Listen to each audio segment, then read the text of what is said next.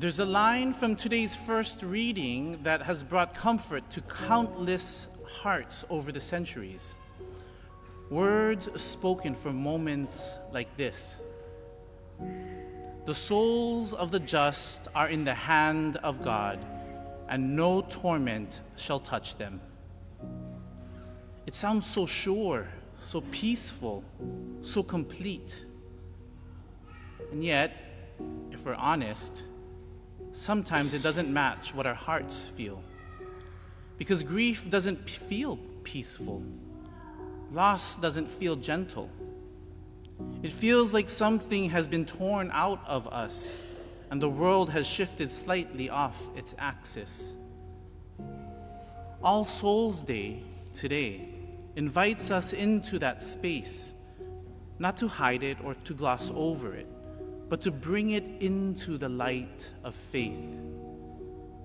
This day isn't only about the dead, it's also about us, the living who remember, the living who still ache, the living who still hope. And for many of us gathered here, we've said goodbye to people we never imagined living without. Spouses, parents, siblings, friends. And their absence has shaped our days in quiet ways. A chair that stays empty. A name who we almost utter. A habit we still catch ourselves keeping.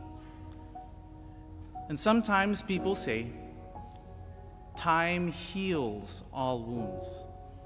But that's not really true, is it? Time doesn't heal.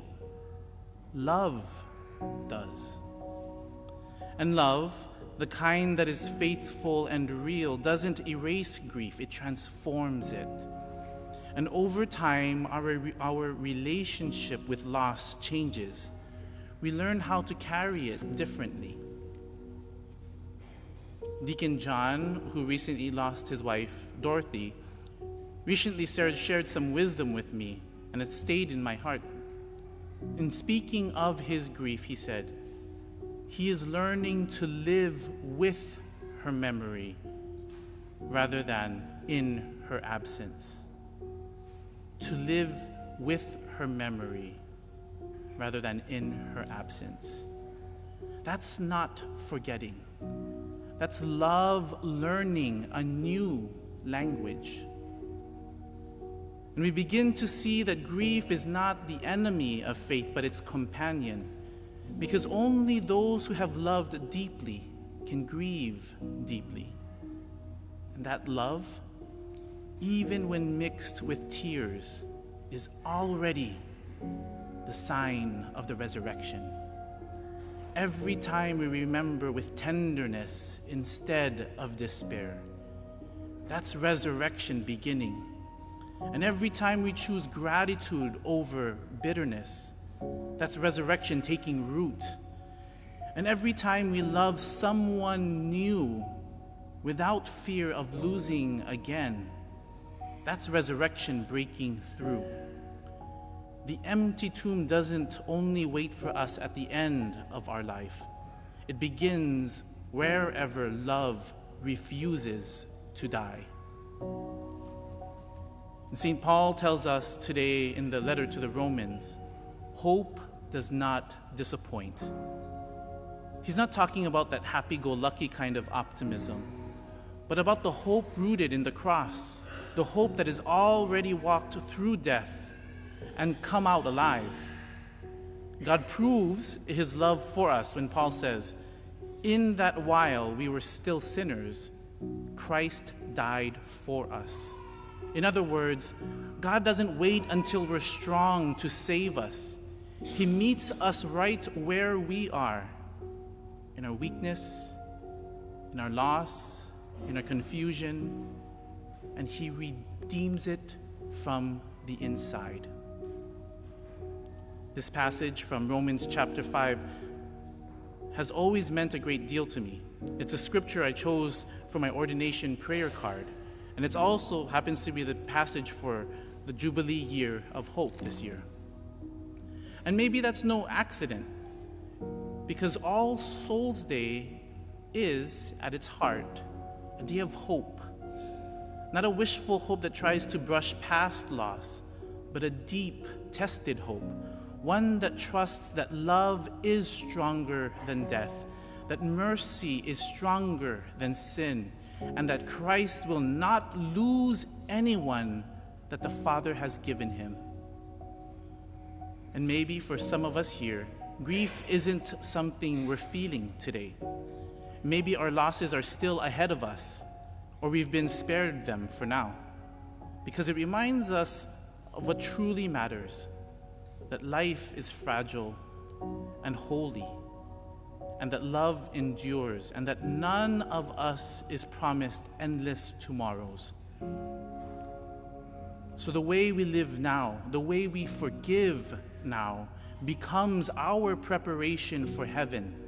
Every act of mercy, every word of kindness, every sacrifice of love is a way of living resurrection well before we die. And that's what makes All Saints' Day so honest and so beautiful. The church gives us permission to stand in the middle of that mystery between life and death, and to believe that God's mercy holds it all. When Jesus says in the gospel, "This is the will of my Father, that I should lose nothing of what he has given me, but raise it up on the last day," he isn't speaking about metaphor. He's naming the deepest truth of our faith.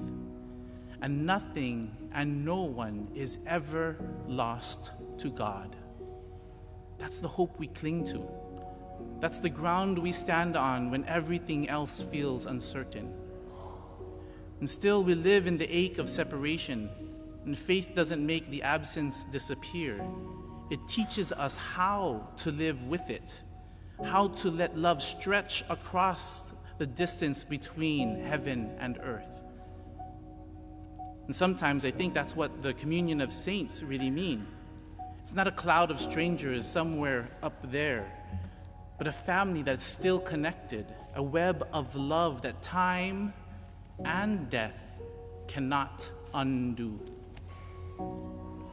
So when we gather at this altar, today and every time we gather, that connection becomes real again. This is where heaven and earth meet, where Christ draws together the living and the dead in one act of love. And around this table, we are closer to those we love, who have gone before us, because we are all held in that same mystery, the same sacrifice, that same Christ. The saints, the souls, the living, all gathered in one prayer, one table, one Lord. And maybe in that moment, the boundaries we feel between here and there begin to thin, not because we forget our loss, but because we remember the promise that love is stronger than death. The story isn't over, that the God who created us for life will not rest until every soul is found. So today, if your heart is heavy with missing someone, or if there's a name that still catches your throat, or if you still look for a face that's gone, know this: you are not alone in this ache. The church holds that grief with you, and Christ himself weeps with you, not as a stranger to loss, but as one who knows it, because he has known it, he has also redeemed it. All Souls Day isn't only for sorrow, it's also for perspective.